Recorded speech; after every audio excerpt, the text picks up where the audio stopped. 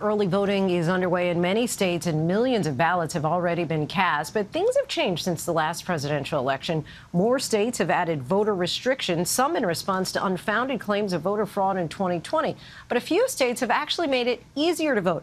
ABC's Alex Presha shows us just how much is different at the polls this time. How voting has changed in 2024. Here are the facts. As of 2024, 46 states and Washington, D.C.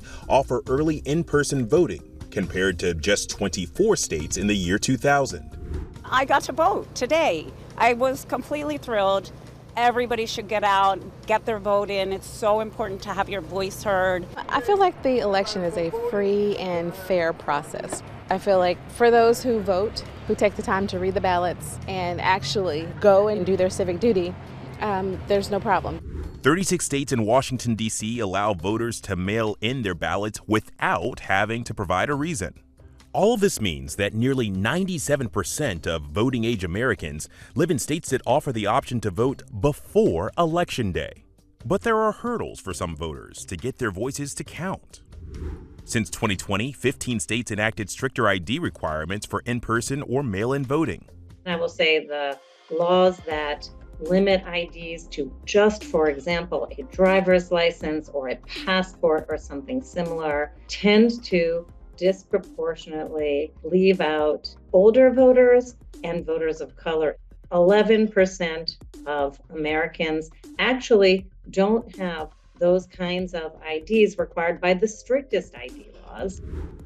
Ohio is considered to have passed one of the strictest voter ID laws, where the ID must have an expiration date that has not passed, a picture of the voter, and the voter's name, which must be the same as it appears in the poll list or in the poll book. Do voters need ID for all forms of voting? If you're voting in person, you have to present that state or government issued photo ID. If you're voting absentee by mail, you actually prove your identity twice. When you request the ballot, and you have to prove that identity again when you return the ballot. I want people to know that it is easy to vote and it is also hard to cheat. There's also a personal responsibility component to this. You do need to make sure your voter registration is up to date. You do need to make sure you bring the right ID. Also, since 2020, 10 states have curbed the availability of ballot drop boxes. Georgia barred counties from having more than one drop box per 100,000 voters and limited their locations in hours. In 4 metro Atlanta counties, for instance, the number of drop boxes went from 107 to 25. This really is a restriction without any reasonable purpose. Ballot drop boxes are a more recent innovation, a much more secure way than mailboxes for people to be able to drop off their mail ballots. And 4 states have imposed proof of citizenship requirements for some voters since 2020. One of those states is Arizona, a critical swing state this election.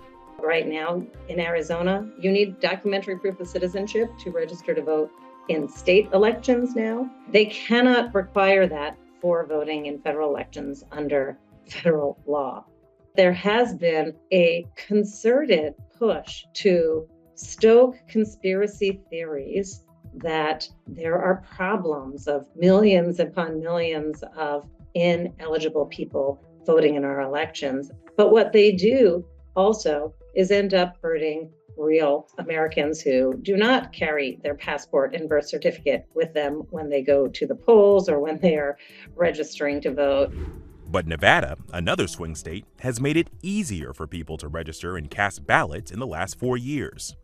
Nevada has universal mail voting, made it easier for Native Americans to vote with more polling places and ballot drop boxes.